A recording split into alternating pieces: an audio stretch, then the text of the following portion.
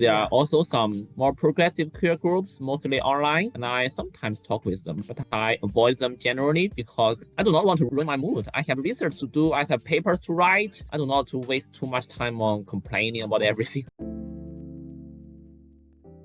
Are there websites that are available outside of China where I could learn about the Chinese perspective of history? I think it's mostly the same as American history. The Chinese history textbooks just add some fancy names such as whatever social class, whatever revolution, but the core content is almost the same. Okay. So you would say that Americans are generally pretty accurate about, like, I feel like there's always the narrative The spin. Americans are not accurate, but the American scholars are kind of, at least they are in the ballpark, but the American public, I think, is hugely misinformed. That makes a lot of sense, and that is the way it is about a lot of issues in America. The scholars know what they're talking about, and then the media spins it. There's always narratives. I hate narratives, but I appreciate the answer to that question, and yes. So is there anything that you think is interesting or that you want to share? Oh, well, actually, I wonder if you have interacted with a Chinese person before, because most of the questions I think are not about being trans, being gay, things like that.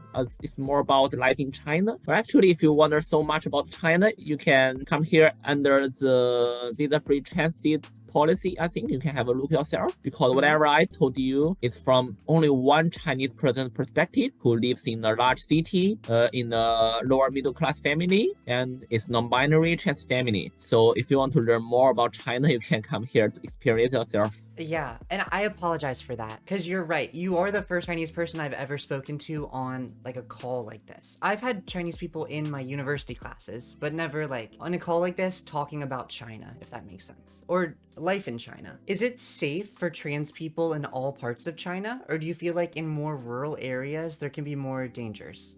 Definitely in the rural areas, it's gonna be more dangerous. People would call them human monsters. They are like more prone to sexual assault, less accepted in the society, things like that. That's the reason why I don't want to return there. In my comments, somebody mentioned a transgender artist. I don't remember her name. Not an artist, but a performer, right? And a very Yes, old yes. one, like she transitioned in the 90s.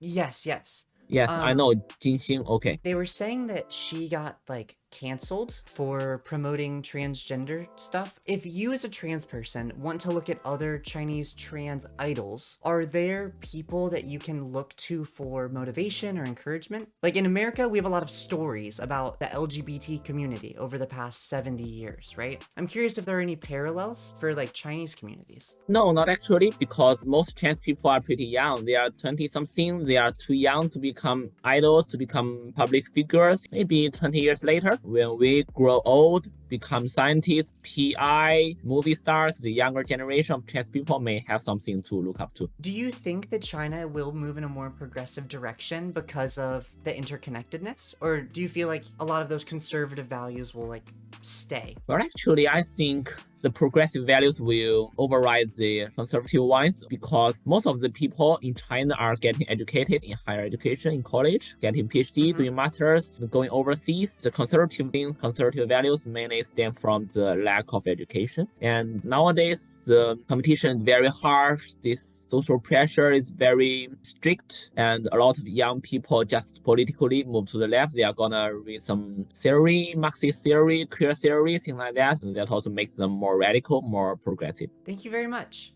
I am curious if you feel like there are any major differences between being trans in China versus other parts of the world. And it doesn't have to be just America, just China versus the rest of the world, not just China versus America. Well, actually, there's no difference, because China is just a developing country. There are countries that being trans is even worse, such as Afghanistan, like Vietnam. There are countries that are a little bit more progressive, such as Sweden, Germany, things like that. I say that there's no general difference between China versus a generalized other part of the world. Yeah, that makes sense. That makes sense. I am curious if there are LGBTQ social communities.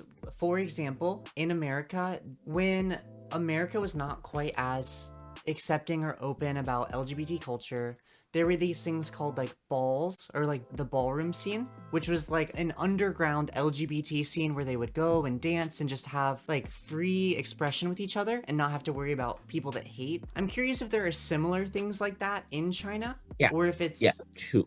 There are similar communities in China. Some of them are like very normative. They have a very outdated ideas of what transgender means, so I do not join them.